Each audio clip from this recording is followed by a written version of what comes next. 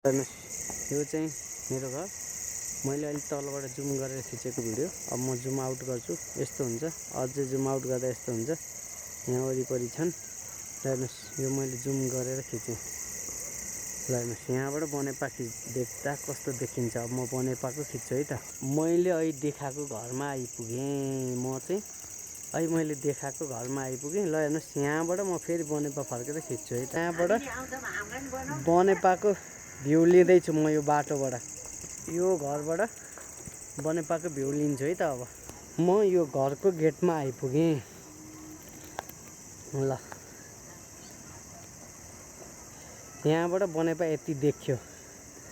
अब अझै म यो घरको माथि जान्छु। यो घरको आँगनीमा यो मेरो घरको गेटबाट छिरेँ म। यहाँबाट हिँडेँ म भर्याङ हिँडेँ। यो मेरो घरको भर्याङबाट हिँडेँ म। ल यो घरको भर्याङमा हिँड्दैछु म।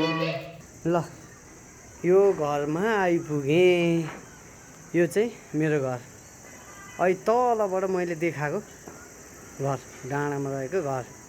ल हेर्नुहोस् त यो घरबाट कस्तो देखिएको छ बनेपा बजार। आज लक्ष्मी पूजाको भोलिपल्ट बनेपाको बजार यस्तो देखिएको छ।